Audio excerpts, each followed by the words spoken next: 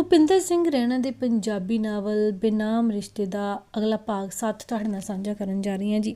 ਸੋ ਇਸੇ ਤਰ੍ਹਾਂ ਹੋਰ ਪੰਜਾਬੀ ਨਾਵਲ ਕਹਾਣੀਆਂ ਸੁਣਦੇ ਰਹਿਣ ਲਈ ਚੈਨਲ ਸਵੀ ਮੀਡੀਆ 11 ਨੂੰ ਸਬਸਕ੍ਰਾਈਬ ਕਰੋ ਤਾਂ ਜੋ ਆਉਣ ਵਾਲੀਆਂ ਕਹਾਣੀਆਂ ਅਤੇ ਨਾਵਲਾਂ ਦੇ ਨੋਟੀਫਿਕੇਸ਼ਨ ਤੁਹਾਨੂੰ ਨਾਲ ਦੀ ਨਾਲ ਮਿਲਦੇ ਰਹਿਣ। ਸੋ ਆਓ ਅਗਲਾ ਭਾਗ 7 ਸੁਣਦੇ ਰਹੋ ਸਵੀ ਮੀਡੀਆ 11। ਉੱਧਰ ਹਵਲਦਾਰ ਜੀ ਨੇ ਕੰਪਨੀ ਕਮਾਂਡਰ ਨਾਲ ਸਾਰੀ ਗੱਲ ਕੀਤੀ, ਪ੍ਰੀਤੀ ਦੀ ਕਹਾਣੀ ਵੀ ਦੱਸੀ ਅਤੇ ਫਿਆਜ਼ ਬਾਰੇ ਵੀ ਦੱਸਿਆ ਕਿ ਠੇਕੇਦਾਰੀ ਦੇ ਨਾਲ ਨਾਲ ਅੰਡਰਗਰਾਊਂਡ ਵਰਕਰ ਹੈ ਹਿਜ਼ਬੁਲ ਮੁਜਾਹਿਦੀਨ ਸੰਸਥਾ ਦਾ, ਜਿਹੜੀ ਆਤੰਕਵਾਦੀਆਂ ਦੀ ਖਤਰਨਾਕ ਸੰਸਥਾ ਸੀਗੀ। ਫਿਆਜ਼ ਇੱਜ਼ਤਦਾਰ ਸੀਗਾ, ਪੈਸੇ ਵਾਲਾ ਸੀ, ਪਰ ਸੰਸਥਾ ਦੀ ਹਮਾਇਤ ਕਰਦਾ ਸੀਗਾ। ਉਹਨਾਂ ਨੂੰ ਪੈਸੇ ਪਹੁੰਚਾਉਣਾ, ਕੋਈ ਵਿਸ਼ੇਸ਼ ਸੂਚਨਾ ਪਹੁੰਚਾਉਣੀ, ਕਿਸੇ ਉਗਰਵਾਦੀ ਨੂੰ ਇੱਕ ਜਗ੍ਹਾ ਤੋਂ ਦੂਜੀ ਥਾਂ ਪਹੁੰਚਾਉਣ ਦਾ ਕੰਮ ਕਰਦਾ ਸੀ ਅਤੇ ਪੁਲਿਸ ਦਾ ਉਸ ਉੱਤੇ ਪੂਰਾ ਸ਼ੱਕ ਸੀਗਾ। ਉਸ ਦਾ ਨਾਂ ਸੁਰੱਖਿਆ ਬਲਾਂ ਦੀ ਸੂਚੀ ਵਿੱਚ ਸਭ ਤੋਂ ਉੱਪਰ ਸੀਗਾ। ਪੁਲਿਸ ਮੌਕੇ ਦੀ ਤਲਾਸ਼ ਵਿੱਚ ਸੀਗੀ ਕਿ ਕਦੋਂ ਉਸ ਨੂੰ ਰੰਗੇ ਹੱਥੀਂ ਫੜਿਆ ਜਾਵੇ। ਹੁਣ ਉਸ ਉੱਤੇ ਨਿਗਰਾਨੀ ਹੋਰ ਤੇਜ਼ ਹੋ ਗਈ ਸੀਗੀ। ਉਸ ਦੇ ਘਰ ਦੇ ਇਰਦ ਗਿਰਦ ਵੀ ਪੁਲਿਸ ਤੈਨਾਤ ਸੀਗੀ, ਪਰ ਉਹ ਲੁੱਕ ਗਿਆ ਹੋਇਆ ਸੀਗਾ। ਪੁਲਿਸ ਰਾਤ ਦਿਨ ਉਸ ਦੀ ਤਲਾਸ਼ ਵਿੱਚ ਸੀਗੀ। ਕਸ਼ਮੀਰ ਦੇ ਹਾਲਾਤ ਦਿਨ ਬ ਦਿਨ ਵਿਗੜਦੇ ਜਾ ਰਹੇ ਸਨ। ਫੌਜ ਤੇ ਨੀਮ ਫੌਜੀ ਕੈਂਪਾਂ ਦੇ ਗ੍ਰਨੇਡ ਸੁੱਟੇ ਜਾ ਰਹੇ ਸੀਗੇ। ਉਗਰਵਾਦੀਆਂ ਦੀ ਧਰਪਕੜ ਵੱਧ ਗਈ ਸੀਗੀ। ਹਰ ਰੋਜ਼ ਕੋਈ ਨਾ ਕੋਈ ਮੁੱਠਭੇੜ ਹੁੰਦੀ। ਕਈ ਵਾਰ CRPF ਦੇ ਜਵਾਨ ਜਾਂ ਫੌਜੀ ਮਰ ਜਾਂਦੇ, ਪਰ ਅੱਤਵਾਦੀਆਂ ਦੇ ਮਰਨ ਦੀ ਤਾਦਾਦ ਵੱਧਦੀ ਹੁੰਦੀ ਸੀਗੀ। ਐਸੀ ਧਰਪਕੜ ਵਿੱਚ ਹਥਿਆਰ ਲੈ ਕੇ ਜਾਂਦਿਆਂ ਫਿਆਜ਼ ਦੀ ਗੱਡੀ ਫੜੀ ਗਈ ਸੀ। ਉਸਨੇ ਗੱਡੀ ਉੱਥੇ ਹੀ ਛੱਡ ਕੇ ਭੱਜਣ ਦਾ ਯਤਨ ਕੀਤਾ, ਪਰ ਪੁਲਿਸ ਦੀ ਫਾਇਰਿੰਗ ਵਿੱਚ ਮਾਰਿਆ ਗਿਆ ਸੀਗਾ। ਦੂਸਰੇ ਦਿਨ ਤਮਾਮ ਅਖਬਾਰਾਂ ਵਿੱਚ ਉਸ ਦਾ ਨਾਮ ਸੁਰਖੀਆਂ ਵਿੱਚ ਛਪ ਗਿਆ। ਖਬਰ ਆਮ ਹੋ ਗਈ ਕਿ ਫਿਆਜ਼, ਜਿਹੜਾ ਆਤੰਕੀਆਂ ਦਾ ਮਦਦਗਾਰ ਸੀ, ਹਥਿਆਰ ਲੈ ਕੇ ਜਾਂਦਾ ਮਾਰਿਆ ਗਿਆ। ਪ੍ਰੀਤੀ ਨੂੰ ਵੀ ਇਸ ਖਬਰ ਦਾ ਪਤਾ ਲੱਗਿਆ। ਉਸ ਵਾਸਤੇ ਫਰਿਸ਼ਤਾ ਬਣੇ ਹਵਲਦਾਰ ਨੇ ਹੀ ਆ ਕੇ ਉਸ ਨੂੰ ਸੁਣਾਇਆ ਸੀਗਾ। ਪ੍ਰੀਤੀ ਨੂੰ ਸੁਣ ਕੇ ਬਹੁਤ ਅਫਸੋਸ ਹੋਇਆ। ਉਸ ਦਾ ਪ੍ਰੇਮੀ ਸੀਗਾ। ਪ੍ਰੀਤੀ ਨੂੰ ਵੀ ਹੱਦ ਤੋਂ ਵੱਧ ਦੁੱਖ ਹੋਇਆ, ਪਰ ਫਿਰ ਆਪਣੇ ਆਪ ਨੂੰ ਉਸਨੇ ਤਸੱਲੀ ਦਿੱਤੀ ਕਿ ਚੰਗਾ ਹੋਇਆ ਮਰ ਗਿਆ। ਉਸ ਨੇ ਹੀ ਮੇਰੇ ਜੀਵਨ ਨੂੰ ਨਸ਼ਟ ਕੀਤਾ ਆ, ਮੇਰੀ ਜ਼ਿੰਦਗੀ ਬਰਬਾਦ ਕੀਤੀ। ਮੇਰੇ ਰੱਬ ਨੇ ਦੁਨੀਆ ਤੋਂ ਹੀ ਉਸ ਨੂੰ ਚੁੱਕ ਲਿਆ ਆ। ਹੁਣ ਉਸ ਦੀ ਬੀਵੀ ਨੂੰ ਪਤਾ ਲੱਗੇਗਾ ਕਿ ਔਰਤ ਦੀ ਇੱਜ਼ਤ ਕੀ ਹੁੰਦੀ ਹੈ। ਇੰਨੇ ਨੂੰ ਹਾਫਿਜ਼ ਵੀ ਦੁਪਹਿਰ ਤੋਂ ਪਹਿਲੇ ਆ ਗਿਆ। ਬੱਚੇ ਆਪਣੇ ਕਮਰੇ ਵਿੱਚ ਹੀ ਖੇਡਦੇ ਸਨ। ਉਸ ਨੇ ਪੁੱਛਿਆ, आज कल घर के बाहर पुलिस लगा रखी है? मेरी क्या औकात, मैं तो आपके रहमो करम पर जिंदा हूँ। मैं 2-3 बार आया, पर इन्होंने मुझे ऊपर नहीं आने दियागा। मैं फिर दूसरी बार आया तो मैंने कहा मुझे किराया लेना है। 3 हवलदार वाले ने पूछा, कितना किराया है? मैंने कहा 2 महीने का है, 600 रुपये, और उसने अपनी जेब से निकाल कर दिया। क्या वो भी तुम्हारा आशिक बन गया है? सारे मर्द आप जैसे नहीं होते। दूसरों की मजबूरी भी समझने वाले हैं इस दुनिया में। मैंने तुम्हारी मजबूरी नहीं देखी कि तब ही तो घर मुफ्त में दिया है। उसके लिए मैंने कितनी कीमत चुकाई है आप जानते हैं। प्रीति ने तबाक करके उत्तर दिता सीगा, देखो प्रीति, तुम्हें मिलने के लिए बहुत परेशान हूँ, दरवाज़ा बंद कर लो। हाफिज़ मियाँ अपने 2 महीने का किराया ले लिया है फौजी भाई से। वैसे किराए के लिए आपका आना बनता ही नहीं है। अरे वो तो बहाना था, अब क्या बहाना है? जय किराए के पैसे वापस लो। उसने पर्स चो कढ़ के 1000 रुपये का नोट अगे कर दिता सीगा। अपने पास रखें, कभी ज़रूरत पड़ेगी तो ले लूँगी। इस वक्त आप जहाँ से चले जाएं। आपका इस वक्त आना मेरे बच्चों को बुरा लगेगा, मेहरबानी करके चले जाएं। हाफिज़ को कोई चारा नहीं सीगा, मायूस होके चला गया, पर अंदर ठीक भावना लैके नहीं गयागा। सोचा फिर देख लांगा किहड़ा ਇਹ फौजी मुश्किल ਇੱਥੇ ਹੀ ਰਹਿਣ ਵਾਲਾ ਆ। ਬੁੜਬੁੜਾਉਂਦਾ ਹੇਠਾਂ ਉਤਰ ਕੇ ਚਲਾ ਗਿਆ। ਕੁਝ ਦੇਰ ਬਾਅਦ ਪ੍ਰੀਤੀ ਦੀ ਪੜੋਸਣ ਸਮੀਮ ਆ ਗਈ ਸੀ। ਬਹੁਤ ਦਿਨਾਂ ਬਾਅਦ ਆਈ ਸੀ। ਸਮੀਮ ਨੂੰ ਬਹੁਤ ਹਮਦਰਦੀ ਸੀ ਪ੍ਰੀਤੀ ਨਾਲ। ਉਸਨੇ ਆਂਦਿਆਂ ਹੀ ਉਸ ਦੀ ਖੈਰ ਖਬਰ ਪੁੱਛੀ ਤੇ ਫਿਰ ਬੋਲੀ, तुम्हें पता है क्या हुआ है आज? प्रीति ने पूछा, क्या हुआ है? जो आदमी तुम्हें यहाँ बसा कर गया है ना, फयाज शाह, वो मारा गया है। पुलिस ने उसको मार दिया। अच्छा, प्रीति ने जिमें पता ही नहीं सीगा। समीम फिर कहने लगी, वो हथियार और 5 लाख रुपए लेके मुजाहिदीन को देने जा रहा था। पुलिस उसकी तलाश में थी। जैसे उसका पता चला मुठभेड़ में मारा गया। बहुत अफसोस की बात है, प्रीति ने दुख प्रगटाया सीगा। अरे तेरे को काहे का अफसोस? वो हरामी जिस बर्तन में खाता था उसी को शेक करता था। तेरे जैसी कई सिख और मुस्लिम लड़कियों को उसने बर्बाद किया है। सरकारी ठेकेदार था और सरकार का ही दुश्मन था। उसकी बहुत कहानियाँ आज अफवाह में है। उसकी कारगुजारी सबके मुंह पर है, लोग उसे हीरो समझते हैं, पर मेरी नज़रों में वो फरेबी था, मकार था और गद्दार था। अच्छा हुआ मर गया। जी आप कह रही हो समीम दीदी? हाँ, मैं एक पढ़ी लिखी खातून हूँ, खुदा को मानती हूँ, हर रोज़ कुरान खानी करती हूँ। जो मर्द औरत की इज्जत नहीं करता, उस पर बुरी नज़र रखता है, उसके साथ बुरा करने का इरादा रखता है, वो मुसलमान ही नहीं का, उसे कोज़क नसीब होगा। देख लिया ना, वो दोज़ख की आग में ही जलेगा और अपने गुनाहों का फल भरेगा। कुत्ते की मौत मरा है, उसके जिस्म के चीथड़े उड़ गए हैं, उसकी बीवी शक्ल नहीं पहचान सकती थी। लोग तो कहते हैं शहीद हो गया, मुजाहिद था। कैसा मुजाहिद? इस्लाम के लिए क्या किया उसने? जो कौन सी जंग लड़ी दीन के लिए? इस्लाम में उसे मुजाहिद कहते हैं जो दीन को बचाने के लिए लड़े, अपने वतन के लिए कुर्बान हो। वो मुजाहिद नहीं होता जो वतन को बर्बाद करने के लिए दुश्मन का साथ दे और जनाह करे। उसे यह लोग मुजाहिद कहते हैं। तुम्हारी हालत देख मुझे इतना गुस्सा आता था उस पर के कहीं मेरे बस में होता तो उसे गोली मार देती। हरामी कहीं का, बड़ा मुजाहिद बना फिरता था। समीम गुस्से विच बहुत बोल रही सी, फिर बोल पई, मेरी बहन, आजकल खुदा के फैसले का इंतज़ार नहीं करना पड़ता, वो यही आंखों के सामने फैसला करता है और गुनाहगार को सज़ा देता है। पर लोग समझते नहीं, अच्छे बुरे का लोगों को इल्म ही नहीं है। बिना सोचे समझे अपने जवान बेटों को इस आग में झोंक रहे हैं, पत्थरबाज बना रहे हैं, उग्रवादी बना रहे हैं और सोचते हैं कि जिहाद की जंग में बच्चों को भेज रहे हैं। इनको उकसाने वाले इन बच्चों को जन्नत का लालच देते हैं और कहते हैं कि जन्नत में एक एक के लिए 16-16 हूरें इंतजार कर रही हैं। जहां ज़मीन पर एक औरत संभाली नहीं जाती, 16 हूरों के ख्वाब दिखा देते हैं।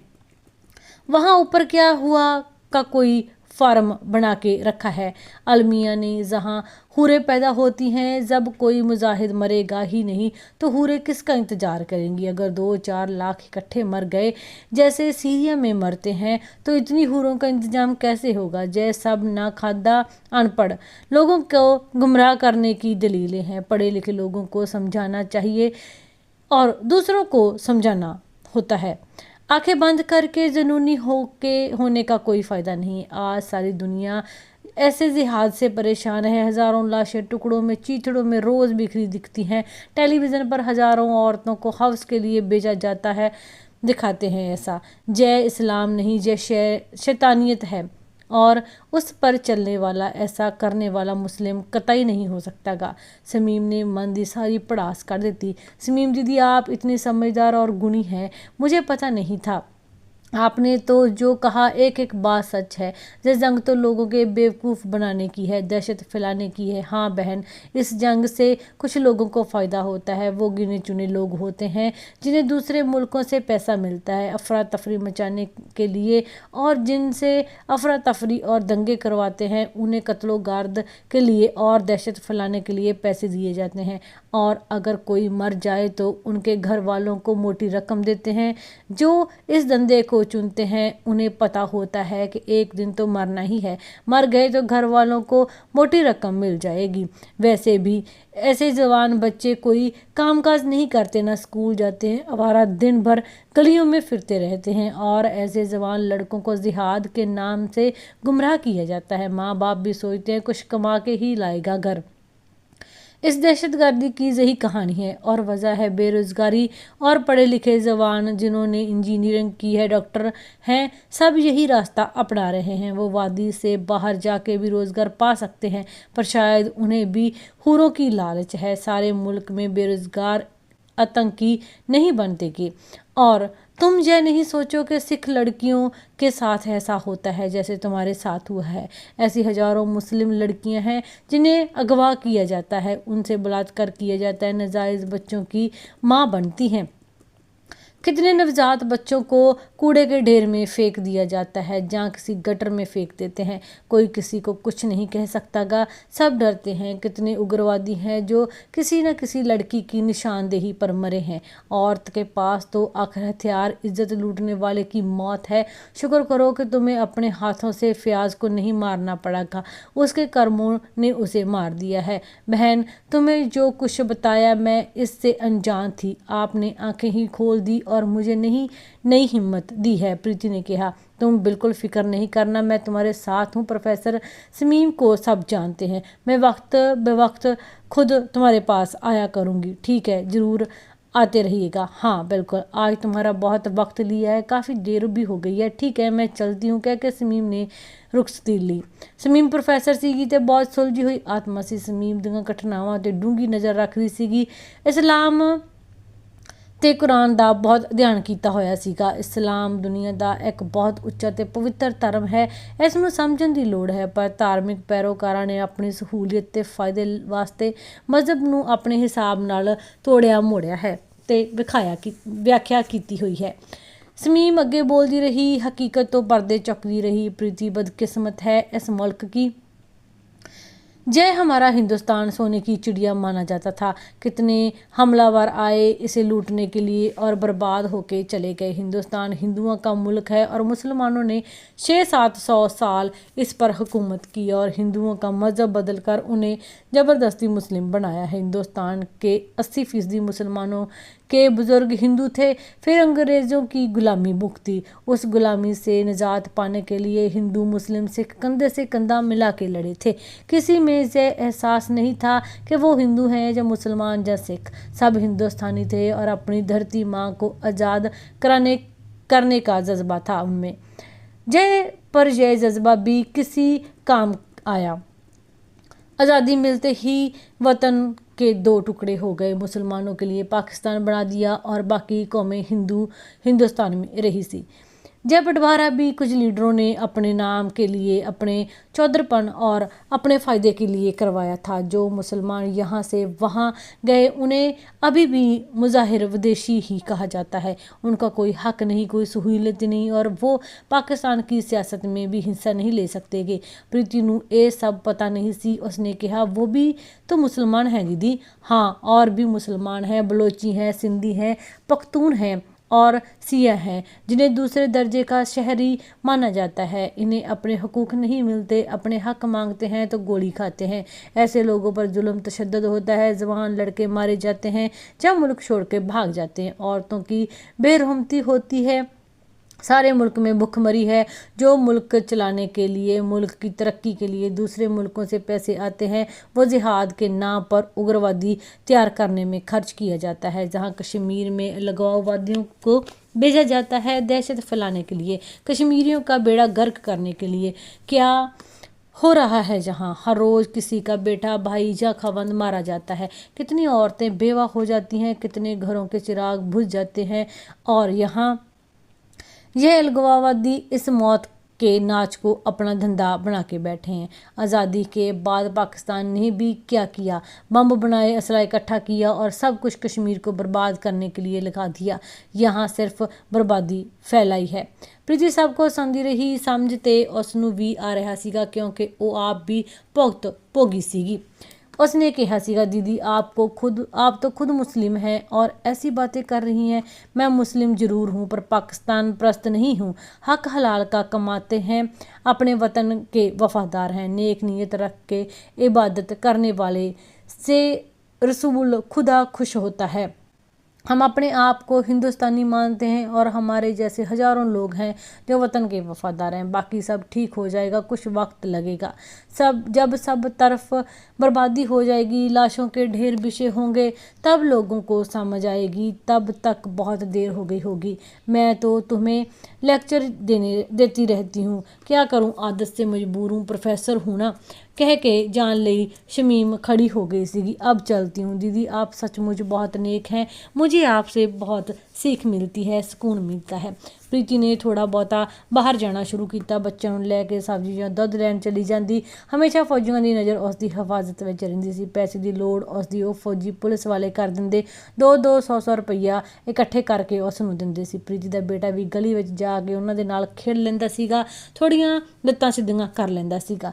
ਇਸ ਤਰ੍ਹਾਂ 6 ਮਹੀਨੇ ਤੋਂ ਵੱਧ ਵਕਤ ਬੀਤ ਗਿਆ। ਇਸ ਦੌਰਾਨ ਪ੍ਰੀਤੀ ਨਿਰਭੈ ਰਹੀ ਤੇ ਖੁਸ਼ ਸੀਗੀ। ਗੁਟਕਾ ਫੌਜੀਆਂ ਨੇ ਲਿਆ ਦਿੱਤਾ ਸੀਗਾ।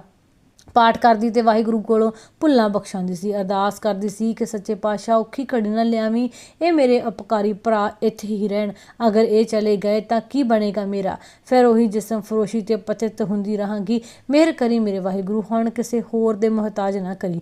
ਸੋਚਦੀ ਤੇ ਅਰਦਾਸ ਕਰਕੇ ਉਸ ਦੀਆਂ ਅੱਖਾਂ ਭਰ ਆਉਂਦੀਆਂ ਤੇ ਰੂਹ ਕੰਬ ਉੱਠਦੀ। ਇੱਕ ਦਿਨ ਹੇਠਲੇ ਦਰਵਾਜ਼ੇ ਤੇ ਦਸਤਕ ਹੋਈ। ਖਿੜਕੀ ਵੱਲ ਉਸਨੇ ਦੇਖਿਆ, ਹਵਲਦਾਰ ਜੀ ਖੜੇ ਸਨ। ਹੇਠ ਆਈ, ਫਤਿਹ ਬੁਲਾਈ ਤੇ ਪੁੱਛਿਆ, ਹਾਂਜੀ ਤੇਰੇ ਕੋਲ ਮੋਬਾਈਲ ਹੈ ਪੁੱਤਰ? ਨਹੀਂ ਜੀ, ਇਹ ਸਸਤਾ ਜਿਹਾ ਮੋਬਾਈਲ ਤੇਰੇ ਲਈ ਲਿਆਂਦਾ ਹੈ। ਵੀਰ ਜੀ ਮੇਰੇ ਕਿਸ ਕੰਮ ਦਾ, ਮੈਨੂੰ ਤੇ ਚਲਾਉਣਾ ਵੀ ਨਹੀਂ ਆਉਂਦਾ। ਪ੍ਰੀਤੀ ਨੇ ਕਿਹਾ, ਕੋਈ ਗੱਲ ਨਹੀਂ ਗੀ, ਤੇਰੇ ਕਾਕੇ ਨੂੰ ਸਿਖਾ ਦਿਆਂਗਾ, ਪਰ ਅਸੀਂ ਕਿਸ ਨਾਲ ਗੱਲ ਕਰਨੀ ਹੈ ਵੀਰ ਜੀ, ਸਾਡਾ ਇੱਥੇ ਕੌਣ ਹੈ? ਮੈਂ ਤੇਰਾ ਵੀਰ ਹਾਂ ਨਾ, ਤੂੰ ਮੇਰੇ ਨਾਲ ਗੱਲ ਕਰ ਸਕਦੀ ਹੈ। ਹਾਂ ਉਹ ਤੇ ਠੀਕ ਹੈ ਵੀਰ ਜੀ, ਪਰ ਤੁਸੀਂ ਤਾਂ ਰੋਜ਼ ਇੱਥੇ ਹੀ ਆਉਂਦੇ ਹੋ ਨਾ। ਪਰ ਬੀਬਾ ਸਾਡੀ ਕੰਪਨੀ ਇੱਥੋਂ ਬਦਲ ਗਈ ਹੈ, ਦੂਜੀ ਤਫਰੀ ਆਵੇਗੀ। ਇਹ ਕੀ ਕਹਿ ਰਹੇ ਹੋ ਵੀਰ ਜੀ? ਠੀਕ ਕਹਿ ਰਹੇ ਹਾਂ ਭੈਣ ਮੇਰੀ, ਮੈਨੂੰ ਤੇ ਅੱਜ ਹੀ ਸਵੇਰੇ ਅਰਦਾਸ ਕਰਦਿਆਂ ਫੌਰਨ ਆਇਆ ਸੀ ਕਿ ਕਿਤੇ ਤੁਸੀਂ ਚਲੇ ਹੀ ਨਾ ਜਾਓ, ਸਾਡਾ ਕੀ ਹੋਵੇਗਾ। ਚਿੰਤਾ ਦੀ ਗੱਲ ਨਹੀਂ ਗੀ, ਜਿਹੜੀ ਵੀ ਟੁਕੜੀ ਆਵੇਗੀ ਉਹਨਾਂ ਨੂੰ ਮੈਂ ਪੱਕਾ ਕਰਕੇ ਜਾਵਾਂਗਾ, ਪੂਰਾ ਖਿਆਲ ਰੱਖਣਗੇ। ਕਿਰਾਇਆ ਮੈਂ ਤੈਨੂੰ ਹਰ ਮਹੀਨੇ ਭੇਜ ਦਿਆਂਗਾ, ਨਾਲੇ ਖਰਚੇ ਲਈ ਵੀ ਕੁਝ ਪੈਸੇ। ਬਾਕੀ ਕੋਈ ਗੱਲ ਹੋਈ, ਸਮੱਸਿਆ ਹੋਈ ਤਾਂ ਮੈਨੂੰ ਫੋਨ ਕਰ ਦੇਣਾ, ਇਸੇ ਲਈ ਤੇਰੇ ਵਾਸਤੇ ਫੋਨ ਲਿਆਂਦਾ ਹੈ। ਪੂਰਾ ਭਰੋਸਾ ਤੇ ਵਿਸ਼ਵਾਸ ਦਿੱਤਾ ਹਵਲਦਾਰ ਨੇ। ਪਰ ਤੁਸੀਂ ਜਾਣਾ ਕਦੋਂ ਹੈ? ਹਾਲੀ ਹਫ਼ਤਾ ਲੱਗ ਜਾਏਗਾ, ਪਰ ਫੌਜ ਦਾ ਕੀ ਹੈ, ਜਦੋਂ ਹੁਕਮ ਹੋ ਜਾਣ ਜਾਣਾ ਪੈਂਦਾ ਆ। ਬਾਕੀ ਮੈਂ ਸ਼੍ਰੀਨਗਰ ਹੀ ਕਿਸੇ ਹੋਰ ਟਿਕਾਣੇ ਤੇ ਰਹਾਂਗਾ, ਕਦੀ ਵਕਤ ਮਿਲਿਆ ਤਾਂ ਜ਼ਰੂਰ ਆਵਾਂਗਾ। ਦਰਵਾਜ਼ੇ ਤੇ ਹੀ ਸਾਰੀਆਂ ਗੱਲਾਂ ਕੀਤੀਆਂ, ਬਹੁਤ ਕਹਿਣ ਤੇ ਵੀ ਉੱਪਰ ਨਹੀਂ ਆਏਗਾ। ਉਹ ਚਰਿੱਤਰ ਹੁੰਦਾ ਹੈ ਕਿ ਇੱਕ ਜ਼ਿੰਮੇਦਾਰ ਤੇ ਵਚਨ ਦੇ ਧਨੀ ਦਾ। ਪ੍ਰੀਤੀ ਨੂੰ ਫਿਰ ਚਿੰਤਾ ਹੋ ਗਈ। ਸਵੇਰੇ ਹੀ ਸੋਚਦੀ ਸੀ ਤੇ ਸ਼ਾਮ ਨੂੰ ਖਿਆਲ ਸੱਚ ਹੋ ਗਿਆ। ਭਾਵੇਂ ਫੌਜੀ ਵੀਰ ਨੇ ਪੂਰਾ ਭਰੋਸਾ ਦਿੱਤਾ ਸੀਗਾ, ਪਰ ਉਹਨਾਂ ਵਰਗਾ ਤੇ ਕੋਈ ਨਹੀਂ ਹੋ ਸਕਦਾ ਗਾ। ਕਿਸੇ ਚਿੰਤਾ ਵਿੱਚ ਰਾਤ ਗੁਜ਼ਰੀ ਸੀਗੀ। ਦੂਜੀ ਸ਼ਾਮ ਤੱਕ ਉਹ ਕੰਪਨੀ ਤਬਦੀਲ ਹੋ ਗਈ ਸੀਗੀ। ਦੂਜੀ ਟੁਕੜੀ ਆ ਗਈ, ਉਹਨਾਂ ਨੇ ਚਾਰਜ ਲੈ ਲਿਆ ਤੇ ਪ੍ਰੀਤੀ ਦਾ ਫੌਜੀ ਵੀਰ ਚਲਾ ਗਿਆ। ਭਾਵੇਂ ਉਹ ਨਵੇਂ ਇੰਚਾਰਜ ਨੂੰ ਸਭ ਕੁਝ ਸਮਝਾ ਗਿਆ ਸੀਗਾ। ਨਵਾਂ ਬੰਦਾ ਮਰਾਠੀ ਸੀਗਾ, ਉੱਚਾ ਲੰਮਾ ਤਗੜਾ। ਉਸ ਨੇ ਅਲੱਗ-ਅਲੱਗ ਸਥਾਨ ਤੇ ਤਾਇਨਾਤ ਕੀਤੇ ਸੀਗੇ। ਪ੍ਰੀਤੀ ਦੇ ਘਰ ਦੇ ਕੋਲ ਵਾਲੀ ਚੌਂਕੀ ਬਦਲ ਦਿੱਤੀ। ਹਾਂ ਇਹ ਜ਼ਰੂਰ ਸੀਗਾ ਕਿ 15-20 ਮਿੰਟ ਬਾਅਦ ਗਸ਼ਤ ਲੱਗ ਜਾਂਦੀ ਸੀ, ਸਾਰੀ ਰਾਤ ਗਸ਼ਤ ਹੁੰਦੀ ਸੀ। ਨਵੇਂ ਫੌਜੀ ਹਵਲਦਾਰ ਨੇ ਇੱਕ ਸ਼ਾਮ ਪ੍ਰੀਤੀ ਦਾ ਦਰਵਾਜ਼ਾ ਖੜਕਾਇਆ। ਪ੍ਰੀਤੀ ਹੇਠ ਆਈ। ਉਸਨੇ बड़े आदर नाल नमस्ते करके कहा, मैं बसंत राव हूँ, मराठी हूँ।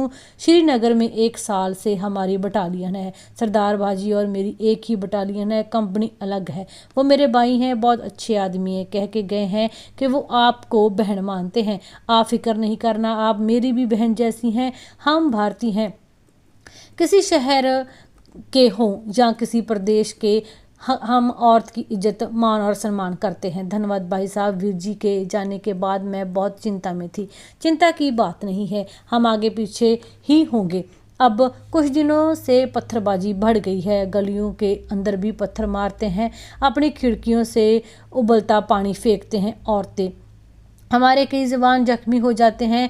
भगवान जाने इनका क्या होगा। जो लोग हमें दुश्मन समझते हैं और हम भी अपने आप को विदेशी धरती में तैनात हुए समझते हैं। चलो ठीक है, दरवाज़ा बंद कर लो। तो भरोसा दे के बसंत राव चला गया सीगा। प्रीति चिंता मुक्त सीगी, पर गली में हुण शोर ज़्यादा होने लगा।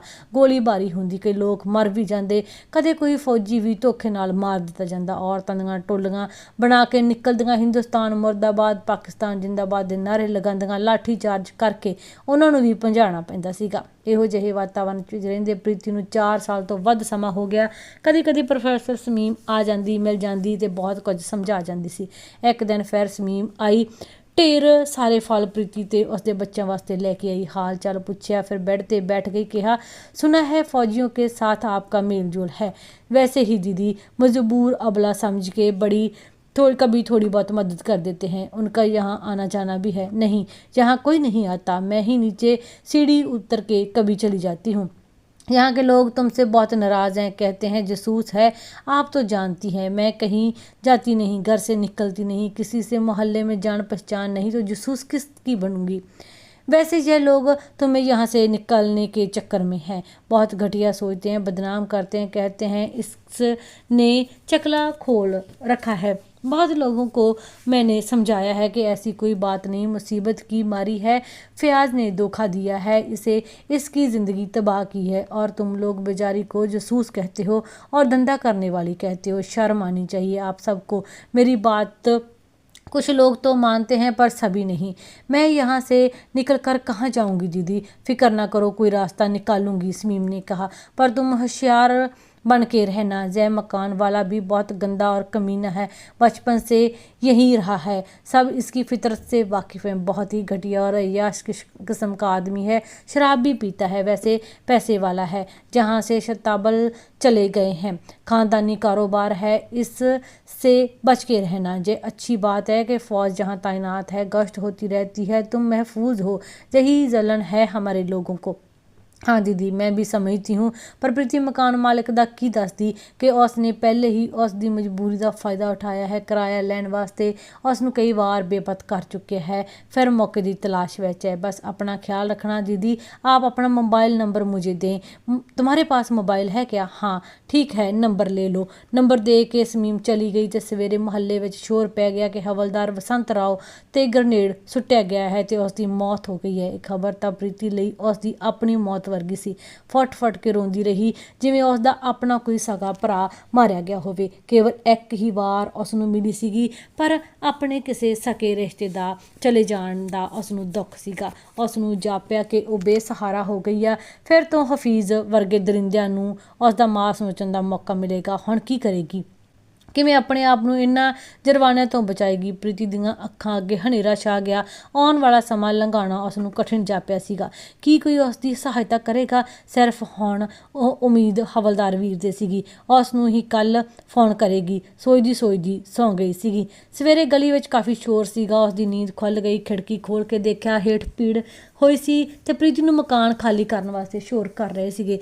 मकान खाली करो, मकान खाली करो, हम यहाँ नहीं रहने देंगे, किसी हिंदुस्तानी को अपनी बस्ती में, अपने मोहल्ले में नहीं रहने देंगे। पौड़ियां ਦਾ ਦਰਵਾਜ਼ਾ ਤੋੜਨ ਦੀ ਕੋਸ਼ਿਸ਼ ਕਰ ਰਹੇ ਸਨ। ਦੇਖਦੇ ਫਿਰ ਫੌਜ ਆ ਗਈ। ਭੀੜ ਨੂੰ ਭਜਾਉਣ ਦੀ ਕੋਸ਼ਿਸ਼ ਕੀਤੀ। ਇੱਕ ਸਾਈਡ ਤੋਂ ਭੱਜਦੇ ਸਨ, ਦੂਸਰੀ ਤਰਫੋਂ ਫਿਰ ਆ ਜਾਂਦੇ ਸਨ। ਕਾਫੀ ਦੇਰ ਇਹੋ ਹੀ ਸਿਲਸਿਲਾ ਚੱਲਦਾ ਰਿਹਾ। ਇਹਨਾਂ ਨੂੰ ਹਫੀਜ਼ ਆ ਗਿਆ, ਜਿਹਦਾ ਮਕਾਨ ਸੀ। ਭੀੜ ਨੇ ਉਸ ਨੂੰ ਘੇਰ ਲਿਆ। मकान खाली कराओ, हमने इस औरत को मोहल्ले में नहीं रहने देना। हफीज़ ने ऊंची आवाज़ में पूछा, क्या बात है? अपना मकान खाली करो, ये औरत जहाँ नहीं रह सकती। मसला क्या है? ये जसूस है, इसका चाल चलन ठीक नहीं है। ऐसा कुछ नहीं है, ना ये जसूस है, ना ही इसका चाल चलन पर कोई उंगली उठा सकता है। तुम लोगों को गलत फहमी हुई है। मैंने इसको अपने घर रखा है, इसकी सारी जिम्मेवारी मेरी है। तुम लोग जहाँ से चले जाओ, दोबारा इसको परेशान करने के लिए इकट्ठे नहीं होना। किसी को कोई समस्या है तो मेरे से बात करना। मेरा मोबाइल नंबर अपने पास रखना। जिम्मेवार शहरी बन के रहो, किसी के भड़काने से माहौल खराब ना करो। भाषण दे के भीड़ ਨੂੰ ਜਾਣ ਲਈ ਕਿਹਾ। ਸਾਰੇ ਲੋਕ ਖਿੰਡਰ ਗਏ। ਇਹ ਉਹੀ ਨੌਜਵਾਨ ਸੀ ਟੋਲੀ ਸੀਗੀ ਜਿਹੜੀ ਪੈਸੇ ਲੈ ਕੇ ਫੁਲਾਉਂਦੀ ਸੀਗੀ। ਇਸ ਵਿੱਚ ਵੀ ਹਾਫਿਜ਼ ਦੀ ਚਾਲ ਸੀਗੀ ਤਾਂ ਜੋ ਪ੍ਰੀਤੀ ਨੂੰ ਤੇ ਉਸ ਦੇ ਮਦਦਗਾਰਾਂ ਨੂੰ ਕੋਨੇ ਲਗਾਇਆ ਜਾਵੇ ਤੇ ਆਪਣੇ ਆਉਣ ਦੀ ਹਰ ਰਾਹ ਹਮਵਾਰ ਕੀਤੀ ਜਾਵੇ। भीड़ दे जान पिछों हाफिज ऊपर आ गया तो प्रीति ने बोला, देखो हम सब लोग हिंदुस्तानी और फौजियों के खिलाफ हैं। कोई नहीं चाहता कि तुम इनसे राब्ता रखो। इनको शक पड़ता है कि तुम जासूसी करती हो, मोहल्ले की सारी खबर फौजियों को देती हो। मुझे तो मोहल्ले की किसी खबर का पता नहीं होता, मैं कहीं जाती भी नहीं हूँ, क्या खबर किसी को दूंगी? प्रीति ने उत्तर दिया सी, देखो प्रीति, एक आदमी को समझाया जा सकता है, चुप कराया जा सकता है, लेकिन आवाम को नहीं समझाया जा सकता। अब मैंने तुम्हारी जिम्मेदारी ले ली है, आराम से रहो और फौजियों से राब्ता ना रखो अगर इस मोहल्ले में रहना है तो। अब तो मैंने जिम्मेदारी ले ली है, आगे और कोई मुश्किल नहीं खड़ी कर लेना।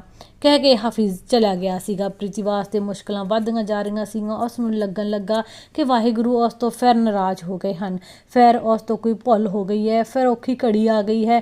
ਫੌਜੀ ਦੀ ਜਾਨ ਦਾ ਕੀ ਭਰੋਸਾ ਹੈ? ਭਰੋਸਾ ਤਾਂ ਕਿਸੇ ਦੀ ਵੀ ਜਾਨ ਦਾ ਨਹੀਂ ਹੈ। ਪਰ ਵਿਚਾਰੇ ਫੌਜੀ ਮੇਰੀ ਹਮਦਰਦ ਨੂੰ ਗਰਨੇਡ ਨਾਲ ਉਡਾ ਦਿੱਤਾ। ਚਲੋ ਜੋ ਵਾਹਿਗੁਰੂ ਦਾ ਭਾਣਾ ਹੋਵੇਗਾ ਉਹੀ ਮੰਨਣਾ ਪਵੇਗਾ। ਇਹ ਘਟਨਾ ਮੁਹੱਲੇ ਵਿੱਚ ਚਰਚਿਤ ਘਟਨਾ ਸੀਗੀ। ਜੋ ਵੀ ਕੁਝ ਡਾਊਨਟਾਊਨ ਵਿੱਚ ਵਾਪਰਦਾ ਸੀ, ਪ੍ਰੋਫੈਸਰ ਸਮੀਮ ਨੂੰ ਖਬਰ ਹੁੰਦੀ। ਇਸ ਘਟਨਾ ਦਾ ਵੀ ਉਸ ਨੂੰ ਪਤਾ ਲੱਗਿਆ। ਕਾਲੇ ਤੋਂ ਬਾਅਦ ਪ੍ਰੀਤੀ ਕੋਲ ਪੁੱਛਣ ਆਈ ਕਿ ਕੀ ਹੋਇਆ ਸੀਗਾ। ਉਸ ਨੂੰ ਦੇਖ ਪ੍ਰੀਤੀ ਦੀਆਂ ਭੁੱਬਾਂ ਨਿਕਲ ਗਈਆਂ, ਹੋ ਕੇ ਭਰ ਕੇ ਰੋਣ ਲੱਗੀ ਗਈ। ਸਮੀਮ ਨੇ ਪੁੱਛਿਆ, हुआ क्या है दीदी? बहुत सारे लोग सुबह तड़के ही मेरे घर के इर्द गिर्द इकट्ठे हो गए और मुझे मोहल्ले से निकालने के लिए शोर करने लगे। अभी कल ही वो फौजी मरा है जिसका हमें सहारा था और आज ऐसे लोगों ने शोर मचा दिया। कौन लोग थे? मैं तो किसी को नहीं जानती, कभी किसी को देखा नहीं। फिर इतनी देर में हफीज़ साहब आ गए सीगे। उन्होंने भीड़ को शांत किया और पूरी गारंटी दी कि मैं कोई जासूस नहीं हूँ। फिर लोग तितर बितर होकर और गायब हो गए। तुम कितने सालों से यहाँ रह रही हो? सब जानते हैं कि तुम गैर मुस्लिम हो। थोड़ी बहुती आवाज़ें लगाने के बगैर कभी कुछ नहीं हुआगा, है ना? हाँ दीदी, पहले तो CRPF वाले मेरी हिफाजत करते थे, वो सब ठीक है, पर मुझे लगता है जे सब हफीज़ की चाल है। प्रीति का मत्था ठन क्या हो सकता है दीदी? हाँ प्रीति, इस मुल्क में सब कुछ चलता है। जितने पैसे वाले और अमीर लोग हैं सब की साठ गांठ उग्रवादियों से है। जय उन्हें पैसा देते हैं और कोई भी काम करवा सकते हैं। जय हमारी कौम इंसानियत भूल गई है, खुदा का खौफ भी नहीं है इनको। जितनी मस्जिदें बढ़ रही हैं उतना ही खुदा से दूर हो रहे हैं। इन मस्जिदों में दीन की कोई बात नहीं होती, खुदा की रहमत की कोई बात नहीं होती, सिर्फ बेकसूर मजलूम लोगों को खून खराबे की बात होती है। जो भी कश्मीर में वारदात करनी होती है इन्हीं मस्जिदों में तय की जाती है। रात भर मुल्क के खिलाफ लोगों के जहन में नफरत का जहर भरा जाता है। मस्जिद बनाने जाते हैं और स्कूलों को जलाने जाते हैं जहां गरीब अवाम के बच्चे पढ़ते हैं ताकि वो अनपढ़ रहें, दुनिया के बारे कुछ सोच ना सकें बिना जिहाद दे। कुछ गल्लां करके वो चली गई। चलो मैं चलती हूँ, अपना हिम्मत से ख्याल रखना। किसी चीज़ की ज़रूरत हो तो मुझे कहना, मुझे फ़ोन कर देना, मैं उसी वक्त आ जाऊँगी। मुझे अपनी बहन समझो, मैं हमेशा तुम्हारे साथ हूँ। मैं किन लफ्ज़ों में आपका शुक्रिया करूँ? कितने बरसों से कितने मुस्लिम देखे हैं, रिश्ते बनाए हैं और अपने बाबा गुरु नानक के सलोक को झूठा मानती रही, पर आपसे मिलती हूँ तो मुझे वो सलोक बिल्कुल सच लगता है। क्या सलोक है बाबा नानक का? उन्होंने गुरबानी में लिखा है कि मुस्लिम मोम दिल होए।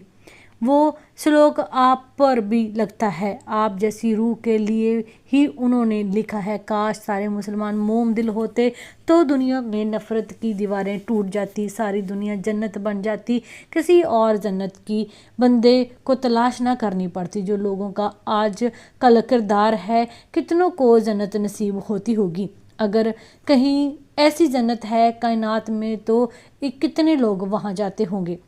प्रीति की दलील सुन के प्रोफेसर शमीम हैरान हो गई। अरे आप तो इतनी समझ है, आपको इतनी समझ है, कहाँ से सीखा है? अपने जीवन की किताब से सीखा है दीदी, तजर्बे ने सब सिखाया है। आप जैसी मुस्लिम खातून तो रब जैसी है।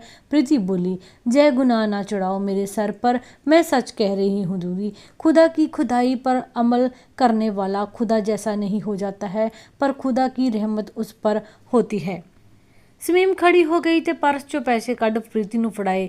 जे क्या है दीदी? कुछ नहीं, काम आएंगे। नहीं दीदी, आपका वैसे भी मेरे पर बहुत एहसान है। शमीम दा हथ हटांदिया प्रीति बोली, अरे रख लो, कुछ नहीं है। फिर उस दे हथ विच जबरदस्ती पैसे फड़ा के ते चली गई। प्रीति हर वार की तरह थल्ले तक आई तो शमीम नूं विदा कीता। शमीम दे जान नाल ते गलबात करन नाल कितनी हल्की ते ऊर्जा नाल भर जांदी सी प्रीति। उस नूं महसूस हुंदा कि ये सच्ची ते पक्की मुसलमान है, कुरान के उपदेश ते चलन वाली है ते सारी कायनात नूं एक खुदा, एक वाहिगुरू की जात समझण वाली है। हवस संसार विच आदमी की सब तो कमज़ोर भावना है। इस दी चाहत लई मर्द कुछ भी कर सकता है, बहुत नीवा गिर सकता है, अपने रिश्ते नाते अपनी मनुखता नूं भी त्याग सकता है। इस जनून लई किसी का कतल भी कर सकता है। किसी और की ख्वाहिश पुरुष नूं हैवान बना दिंदी है।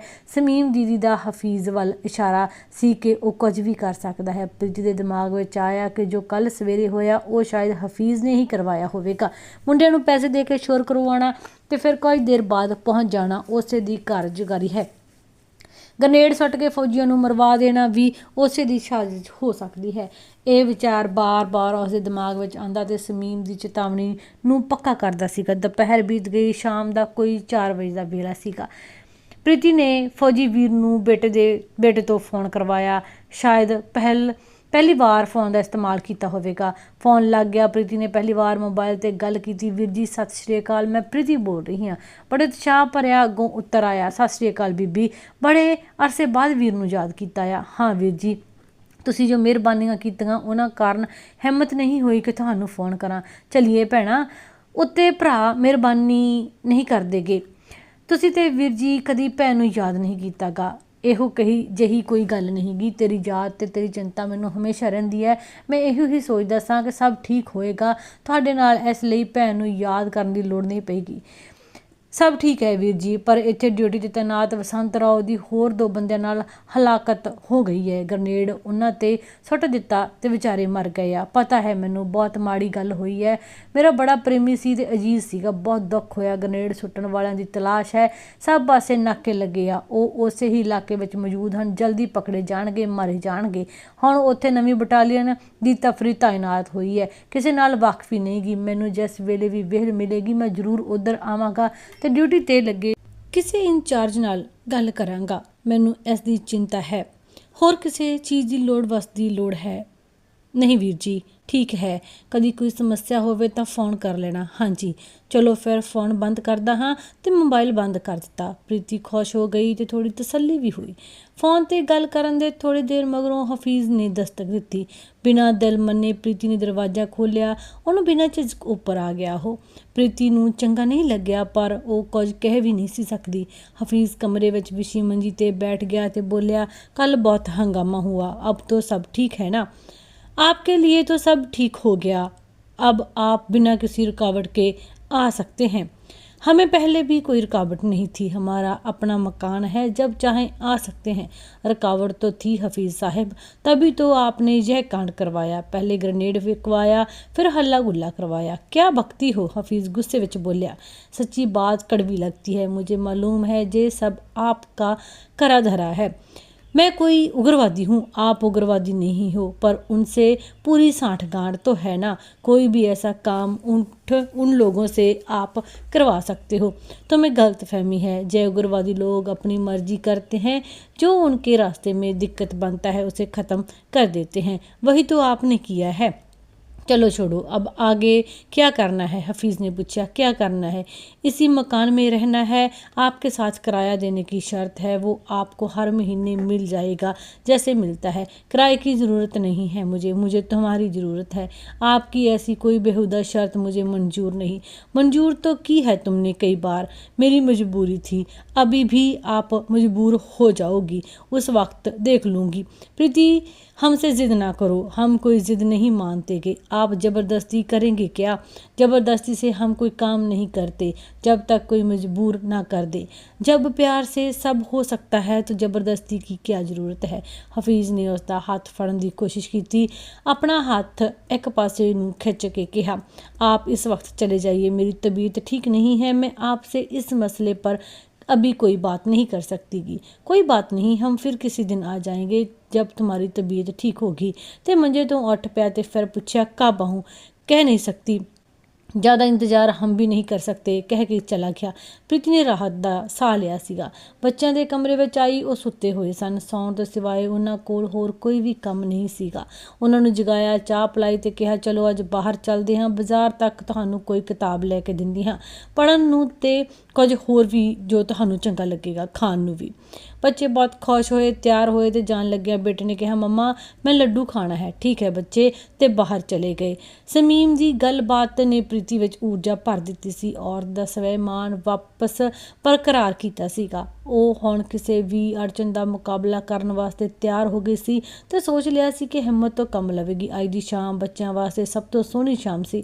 ਜਦ ਤੋਂ ਉਹ ਇੱਥੇ ਡਾਊਨਟਾਊਨ ਵਿੱਚ ਵਸੇ ਹਨ, ਬਾਜ਼ਾਰ ਵਿੱਚ ਲੰਘਦੀ ਹਰ ਨਜ਼ਰ ਉਹਨਾਂ 'ਤੇ ਸੀਗੀ, ਜਿਵੇਂ ਕੋਈ ਅਲੱਗ ਤਰ੍ਹਾਂ ਦੇ ਲੋਕ ਹੋਣ, ਜਿਵੇਂ ਕਿਸੇ ਹੋਰ ਦੇਸ਼ ਤੋਂ ਆਏ ਹੋਣ। ਘੁੰਮ ਫਿਰ ਕੇ ਵਾਪਸ ਆਏ, ਬਹੁਤ ਖੁਸ਼ ਸਨ ਕਿ ਉਹਨਾਂ ਦੀ ਮਾਂ ਨੇ ਬਾਹਰ ਲਿਜਾਣ ਦੀ ਹਿੰਮਤ ਕੀਤੀ ਹੈ। 2-4 ਦਿਨ ਇਸ ਸ਼ਾਮ ਦੀ ਮਸਤੀ ਵਿੱਚ ਰਹੇ ਸੀਗੇ। 2-4 ਦਿਨਾਂ ਬਾਅਦ ਹਫੀਜ਼ ਫਿਰ ਆਇਆ। ਅੱਜ ਸ਼ਾਇਦ ਉਸਨੇ ਸ਼ਰਾਬ ਪੀਤੀ ਸੀ। ਆਉਂਦਿਆਂ ਹੀ ਪੌੜੀਆਂ ਵਿੱਚ ਹੀ ਉਸਨੇ ਪ੍ਰੀਤੀ ਦਾ ਹੱਥ ਫੜ ਲਿਆ ਤੇ ਬਾਹਾਂ ਵਿੱਚ ਘੁੱਟ ਕੇ ਉਸਨੂੰ ਚੁੰਮ ਲਿਆ। ਪ੍ਰੀਤੀ ਉਸ ਤੋਂ ਆਪਣਾ ਆਪ ਛੁਡਾ ਕੇ ਅਲੱਗ ਹੋ ਗਈ, ਪੌੜੀਆਂ 'ਤੇ ਚੜ੍ਹ ਕੇ ਉੱਪਰ ਆ ਗਈ। ਪਿੱਛੇ ਹਫੀਜ਼ ਵੀ ਆ ਗਿਆ ਤੇ ਸਿੱਧਾ ਆ ਕੇ ਉਸਦੇ ਕਮਰੇ ਵਿੱਚ ਬੈੱਡ 'ਤੇ ਲੇਟ ਗਿਆ। ਅੱਜ ਉਹ ਸੋਚ ਕੇ ਹੀ ਆਇਆ ਸੀ ਕਿ ਕੁਝ ਕਰਕੇ ਹੀ ਜਾਏਗਾ, ਭਾਵੇਂ ਜ਼ਬਰਦਸਤੀ ਹੀ ਕਿਉਂ ਨਾ ਕਰਨੀ ਪਵੇ। ਪ੍ਰੀਤੀ ਉਸ ਕਮਰੇ ਵਿੱਚ ਨਹੀਂ ਆਈ। ਹਫੀਜ਼ ਨੂੰ ਉਸ ਨੂੰ ਬੁਲਾਉਣ ਲੱਗਾ ਜ਼ੋਰ ਦੀ ਆਵਾਜ਼ ਵਿੱਚ।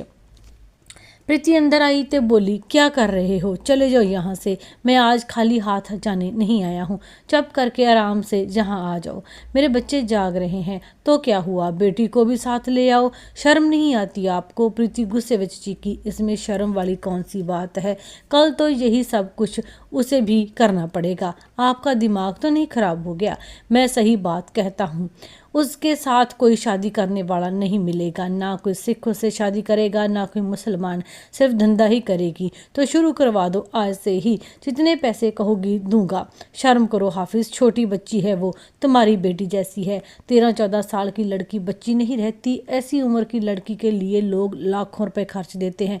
हफीज़ ਦੀ बकवास ਤੇ प्रीति ਨੂੰ बहुत क्रोध आ गया, ਉਸ ਨੂੰ ਘਰੋਂ ਜਾਣ ਲਈ कहती रही, दफ़ा हो जाओ यहाँ से, मुझे उम्मीद नहीं थी कि तुम इतने गिर जाओगे, मेरी मासूम बेटी पर तुम्हारी नज़र है, अरे ठीक ही कह रहा हूँ, दिनों में अमीर हो जाओगी, इससे आगे कुछ बोले तो मैं गैस खोल कर आग लगा दूंगी और जिंदा तुझे जला दूंगी, बेईमान कमीने और घटिया आदमी, तुम्हें डूब कर मर जाना चाहिए चुल्लू भर पानी में। तो प्रीति गैस ਵੱਲ ਵਧੀ, ਮਾਚਿਸ ਲੈ ਕੇ ਜਿਹੜਾ ਉਸੇ ਹੀ ਕਮਰੇ ਵਿੱਚ ਪਿਆ ਸੀ। ਪ੍ਰੀਤੀ ਜਿੱਥੇ ਸੌਂਦੀ ਸੀ ਉਸੇ ਕਮਰੇ ਵਿੱਚ ਰੋਟੀ ਬਣਾਉਂਦੀ ਸੀ। ਪ੍ਰੀਤੀ ਨੇ ਤੀਲੀ ਬਾਲ ਲਈ ਤੇ ਅੱਗ ਲਗਾਉਣ ਹੀ ਵਾਲੀ ਸੀ ਕਿ ਹਾਫਿਜ਼ ਬੈੱਡ ਤੋਂ ਉੱਠ खड़ा हो गया। ये क्या करने लगी हो, तुम्हें जलाने लगी हूँ, पागल हो गई हो, हाँ पागल ही हो गई हूँ, शांत हो जाओ, मैं चला जाता हूँ, बाकी मशवरा ठीक दिया है तुमने, ठंडे दिमाग से सोच लेना। ਤੇ ਦਰਵਾਜ਼ੇ ਤੋਂ ਬਾਹਰ ਨਿਕਲ ਗਿਆ ਸੀ। ਪ੍ਰੀਤੀ ਬੈੱਡ 'ਤੇ ਡਿੱਗ ਪਈ, ਉਸ ਨੂੰ ਹਾਫਿਜ਼ ਦੀ ਸੋਚ 'ਤੇ ਬਹੁਤ ਕਰੋਧ ਸੀਗਾ। ਇੰਨਾ ਘਟੀਆ ਕੋਈ 60 ਸਾਲ ਦਾ ਆਦਮੀ ਸੋਚ ਸਕਦਾ ਹੈ? ਇੱਕ 13 ਸਾਲ ਦੀ ਮਾਸੂਮ ਲੜਕੀ ਵਾਸਤੇ ਦਿਮਾਗੀ ਸੋਚ ਦਾ ਦਿਵਾਲਾ ਨਿਕਲ ਗਿਆ ਹੈ। ਇਸ ਨੇ ਮੈਨੂੰ ਬੇਪਤ ਕੀਤਾ, ਹੁਣ ਮੇਰੀ ਧੀ ਵਾਸਤੇ ਵੀ ਇੰਝ ਸੋਚ ਰਿਹਾ ਹੈ। ਮਰਦ ਦੀ ਹਵਸ ਦੀ ਕੋਈ ਹੱਦ ਵੀ ਨਹੀਂ ਹੁੰਦੀ ਕਿ ਆਦਮੀ ਇੰਨਾ ਗਿਰ ਸਕਦਾ ਹੈ, ਇੰਨਾ ਨੀਚ ਹੋ ਸਕਦਾ ਹੈ। ਕੋਈ ਹਾਣ ਹੁੰਦਾ ਹੈ, ਕੋਈ ਉਮਰ ਹੁੰਦੀ ਹੈ, ਪਰ ਇਸ ਬੰਦੇ ਨੇ ਤੇ ਹੱਦ ਹੀ ਕਰ ਦਿੱਤੀ ਆ। ਇਹੋ ਜਿਹਾ ਬੰਦਾ ਮੁਸਲਮਾਨ ਇਸਲਾਮ ਦੀ ਪੈਰਵਾਈ ਕਰਦਾ ਹੈ, ਇਹਨੂੰ ਤੇ ਸਾੜ ਦੇਣਾ ਚਾਹੀਦਾ ਹੈ, ਇਹਨੂੰ ਮਰ ਜਾਣਾ ਚਾਹੀਦਾ ਹੈ। ਕਿੰਨੀ ਦੇਰ ਕਲਪਦੀ ਰਹੀ ਉਹ, ਗੁੱਸੇ ਵਿੱਚ ਆਪਣੇ ਆਪ ਨੂੰ ਕੋਸਦੀ ਰਹੀ ਤੇ ਸਿਰ ਦੋਨਾਂ ਹੱਥਾਂ ਵਿੱਚ ਫੜ ਕੇ ਬੈਠੀ। ਪ੍ਰੀਤੀ ਦੀ ਬੇਟੀ ਕੁਸਮ ਨੇ ਮਾਂ ਨੂੰ ਹਿਲਾਇਆ, ਮੰਮਾ ਕੀ ਗੱਲ ਹੈ? ਕੁਝ ਨਹੀਂ ਬੇਟਾ, ਫਿਰ ਤੁਸੀਂ ਇੰਨੇ ਪਰੇਸ਼ਾਨ ਕਿਉਂ ਹੋ? ਬੇਟੀ ਨੇ ਚਿੰਤਾ ਨਾਲ ਪੁੱਛਿਆ ਤੇ ਪ੍ਰੀਤੀ ਨੇ ਉਸ ਨੂੰ ਗਲੇ ਨਾਲ ਲਗਾ ਲਿਆ, ਘੁੱਟ ਕੇ ਗਲਵੱਕੜੀ ਪਾ ਲਈ ਤੇ ਫੋੜੇ ਵਾਂਗ ਫਿਸ ਪਈ ਸੀ। ਅੱਖਾਂ 'ਚੋਂ ਦੁੱਖ ਦੇ ਤੇ ਮਮਤਾ ਦੇ ਹੰਝੂ ਵਹਿਣ ਲੱਗ ਗਏ ਸੀਗੇ। ਪ੍ਰੀਤੀ ਨੂੰ ਹਫੀਜ਼ ਦੀ ਗੱਲ ਯਾਦ ਆ ਗਈ कि तेरी बेटी के साथ ना कोई सिख ना कोई मुसलमान शादी करेगा, इससे धंधा ही करना पड़ेगा। प्रीति चीख पई, नहीं नहीं एवें नहीं हो सकता गा, मैं इंज नहीं होण देंगी। माँ नूं इंज ही आप मुहारे बोलदियां सुन कुसम घबरा गई। अम्मा की होया आ, ਤੁਸੀਂ ਦੱਸਦੇ ਕਿਉਂ ਨਹੀਂ ਗੇ? ਇੰਨੇ ਨੂੰ ਬੇਟਾ ਅਰਸ਼ ਵੀ ਅੰਦਰ ਆ ਗਿਆ। ਮਾਂ ਦੀ ਆਵਾਜ਼ ਸੁਣ ਕੇ ਦੋਨਾਂ ਮਾਂ ਦੇ ਨਾਲ ਚਿੰਬੜ ਕੇ ਬੈਠ ਗਏ। ਪ੍ਰੀਤੀ ਦੀ ਸੋਚ ਵਿੱਚ ਸਾਰਾ ਭਵਿੱਖ ਸਾਹਮਣੇ ਆ ਗਿਆ ਸੀਗਾ। ਉਸ ਨੂੰ ਆਪਣੇ ਬੱਚਿਆਂ ਦੇ ਭਵਿੱਖ ਵਿੱਚ ਹਨੇਰਾ ਦਿਸਿਆ। ਅਚਾਨਕ ਮਨ ਵਿੱਚ ਵਿਚਾਰ ਆਇਆ ਕਿ ਪੁੱਛਿਆ, ਪਾਪਾ ਕੋਲ ਨੰਦੇੜ ਜਾਓਗੇ? ਹਾਂ ਮੰਮਾ, ਤੁਸੀਂ ਭੇਜੋਗੇ? ਹਾਂ ਭੇਜਾਂਗੀ। ਉਹ ਮੰਮਾ, ਸਾਡੀ ਜ਼ਿੰਦਗੀ ਸੁਧਰ ਜਾਏਗੀ, ਅਸੀਂ ਆਜ਼ਾਦ ਹੋ ਜਾਵਾਂਗੇ ਇਸ ਕੈਦ ਤੋਂ। ਇਹ ਨਰਕ ਹੈ, ਅਸੀਂ ਇੱਥੇ ਰਹਿ ਕੇ ਮਰਨ ਤੋਂ ਬਿਨਾਂ ਹੋਰ ਕੁਝ ਨਹੀਂ ਸੋਚਦੇਗੇ। ਕਈ ਵਾਰ ਮੈਂ ਵੀ ਅਰਸ਼ ਨੂੰ ਕਹਿੰਦੀ ਹਾਂ, ਘਰੋਂ ਭੱਜ ਜਾਈਏ ਤੇ ਦਰਿਆ ਵਿੱਚ ਡੁੱਬ ਜਾਈਏ ਤਾਂ ਕਿ ਸਾਡੀ ਮੰਮਾ ਵੀ ਜ਼ਿੰਮੇਵਾਰੀ ਤੋਂ ਮੁਕਤ ਹੋ ਜਾਵੇ। ਬੇਟੀ ਨੇ ਮਾਂ ਨੂੰ ਘੁੱਟਦਿਆਂ ਕਿਹਾ, ਤੁਸੀਂ ਡੁੱਬਣ ਦੀ ਸੋਚਦੇ ਰਹਿੰਦੇ ਹੋ, ਫਿਰ ਕੀ ਕਰੀਏ ਮੰਮਾ? ਕੁਸਮ ਦੀ ਆਵਾਜ਼ ਵਿੱਚ ਦਰਦ ਸੀ। ਅਰਸ਼ ਬੋਲਿਆ, ਮੰਮਾ ਅਸੀਂ ਪਾਪਾ ਕੋਲ ਚਲੇ ਜਾਂਦੇ ਹਾਂ। ਕਿ ਉਹ ਤੁਹਾਨੂੰ ਆਪਣੇ ਕੋਲ ਰੱਖਣਗੇ? ਪ੍ਰੀਤੀ ਜਾਣਨ ਲਈ ਉਤਸੁਕ ਸੀ। ਕਿਉਂ ਨਹੀਂ ਰੱਖਣਗੇ? ਉਹ ਤੇ ਬੇਟਾ ਸਾਡੇ ਨਾਲ ਨਾਰਾਜ਼ ਸਨ, ਕਿੰਨੇ ਦਿਨ ਨਹੀਂ ਬੋਲੇ, ਮੇਰੇ ਨਾਲ ਦੇ ਆਉਣ ਲੱਗਿਆਂ ਵੀ ਗੱਲ ਨਹੀਂ ਕੀਤੀ। ਮੰਮਾ ਤੁਹਾਡੇ ਨਾਲ ਨਾਰਾਜ਼ ਹੋਣਗੇ, ਪਰ ਸਾਨੂੰ ਤੇ ਆਉਣ ਲੱਗਿਆਂ ਸੀਨੇ ਨਾਲ ਲਾ ਕੇ ਘੁੱਟ ਕੇ ਰੋਏ ਸਨ। ਅਸੀਂ ਉੱਥੇ ਹੀ ਉਹਨਾਂ ਕੋਲ ਜਾਵਾਂਗੇ। ਅਰਸ਼ ਨੇ ਕਿਹਾ, ਅਗਰ ਉਹ ਨਾ ਮੰਨੇ ਤਾਂ ਅਸੀਂ ਉਹਨਾਂ ਕੋਲ ਨੌਕਰੀ ਕਰ ਲਵਾਂਗੇ। ਮੈਂ ਢਾਬੇ 'ਤੇ ਬਰਤਨ ਮਾਂਜ ਲਿਆ ਕਰਾਂਗਾ ਤੇ ਕੁਸਮ ਪਾਪਾ ਦੀ ਰੋਟੀ ਬਣਾ ਦੇਵੇਗੀ, ਕੱਪੜੇ ਧੋ ਦੇਵੇਗੀ। ਉਹ ਸਾਨੂੰ ਰੱਖ ਜ਼ਰੂਰ ਲੈਣਗੇ। ਪਾਪਾ ਵਰਗਾ ਦੁਨੀਆ ਵਿੱਚ ਕੋਈ ਨਹੀਂ ਮੰਮੀ, ਮੇਰੇ ਪਾਪਾ ਵਰਗਾ ਕੋਈ ਨਹੀਂ ਹੈ। ਤੇ ਅਰਸ਼ ਪੁੱਬਾ ਮਾਰ ਕੇ ਰੋ ਪਿਆ। ਰੋ ਨਹੀਂ, ਹੌਸਲਾ ਕਰ ਬੱਚੇ, ਮੈਂ ਤੁਹਾਨੂੰ ਉਹਨਾਂ ਕੋਲ ਭੇਜ ਹੀ ਦਿਆਂਗੀ। ਇਕੱਲੇ? ਹਾਂ, ਤੁਸੀਂ ਦੋਨੇ ਭੈਣ ਭਰਾ, ਮੈਂ ਤੁਹਾਡੇ ਨਾਲ ਨਹੀਂ ਜਾਵਾਂਗੀ। ਕਿਉਂ? ਮੈਨੂੰ ਉਹ ਕਦੀ ਵੀ ਮਾफ़ ਨਹੀਂ ਕਰਨਗੇ। ਮੈਂ ਉਹਨਾਂ ਲਈ ਕਦੀ ਠੀਕ ਨਹੀਂ ਕੀਤਾ ਗਾ। ਮੈਨੂੰ ਉਹਨਾਂ ਨੇ ਕਈ ਵਾਰ ਮਾफ़ ਕੀਤਾ ਹੈ, ਪਰ ਮੈਂ ਆਪਣੀ ਫਿਤਰਤ ਕਾਰਨ ਉਹਨਾਂ ਨੂੰ ਹਮੇਸ਼ਾ ਦੁੱਖ ਦਿੱਤਾ ਅਤੇ ਮਾਯੂਸ ਕੀਤਾ ਆ। ਉਹਨਾਂ ਦੇ ਸਾਹਮਣੇ ਹੋਣ ਦੀ ਮੇਰੇ ਵਿੱਚ ਹਿੰਮਤ ਨਹੀਂ ਹੈ। ਉਹ ਸੱਚਮੁੱਚ ਦੇਵਤਾ ਹਨ। ਤੁਸੀਂ ਪਹਿਲੇ ਚਲੇ ਜਾਓ। ਪ੍ਰੀਤੀ ਬਹੁਤ ਭਾਵੁਕ ਹੋ ਗਈ ਅਤੇ ਆਪਣੇ ਕੀਤੇ 'ਤੇ ਰੋਂਦੀ ਰਹੀ। ਕੁਸਮ ਨੇ ਪੁੱਛਿਆ, ਮੰਮੀ ਅਸੀਂ ਜਾਵਾਂਗੇ ਕਿਵੇਂ? ਮੈਂ ਸਭ ਬੰਦੋਬਸਤ ਕਰਦੀ ਹਾਂ। ਪ੍ਰੀਤੀ ਦੇ ਦਿਲ ਤੋਂ ਜਿਵੇਂ ਮਣਾ ਮੂੰਹੀ ਭਾਰ ਉਤਰ ਗਿਆ ਹੋਵੇ। ਉਸ ਦੀ ਆਤਮਾ ਨੂੰ ਇਸ ਸੋਚ ਨੇ ਸਕੂਨ ਦਿੱਤਾ। ਉਸ ਨੂੰ ਨੂੰ ਲੱਗਿਆ ਕਿ ਚਿੰਤਾ ਜਿਵੇਂ ਇਹ ਫੈਸਲਾ ਕਰਕੇ ਉਸਨੇ ਬੱਚਿਆਂ ਦੇ ਭਵਿੱਖ ਨੂੰ ਬਚਾ ਲਿਆ ਅਤੇ ਆਪ ਚਿੰਤਾ ਮੁਕਤ ਹੋ ਗਈ ਹੈ। ਉਹ ਜਾਣਦੀ ਸੀ ਕਿ ਬਬਲੂ ਬੱਚਿਆਂ ਨੂੰ ਰੱਖ ਲਵੇਗਾ, ਬੱਚਾ ਬਿਨਾਂ ਉਸ ਦਾ ਜੀਵਨ ਕਿੰਨਾ ਬੇਅਰਥ ਹੋ ਗਿਆ ਹੋਵੇਗਾ। ਫਿਰ ਉਸ ਦਾ ਵਿਹੜਾ ਖੁਸ਼ੀਆਂ ਨਾਲ ਹੱਸ ਪਵੇਗਾ ਅਤੇ ਮੇਰੇ ਬੱਚੇ ਇਸ ਜੇਲ੍ਹ ਤੋਂ ਆਜ਼ਾਦ ਹੋ ਜਾਣਗੇ। ਹੁਣ ਭਾਵੇਂ ਪੜ੍ਹ ਲਿਖ ਨਾ ਸਕਣ, ਪਰ ਬਬਲੂ ਕਿਸੇ ਕੰਮ ਵਿੱਚ ਲਗਾ ਦੇਵੇਗਾ, ਕੁਸਮ ਦਾ ਵਿਆਹ ਤੇ ਕਰ ਦੇਗਾ ਨਾ। ਇਹ ਸੋਚਦੀ ਹੋਈ ਉਹ ਬੱਚਿਆਂ ਦੇ ਜਾਣ ਦਾ ਤਰੀਕਾ ਸੋਚਦੀ ਰਹੀ ਸੀ।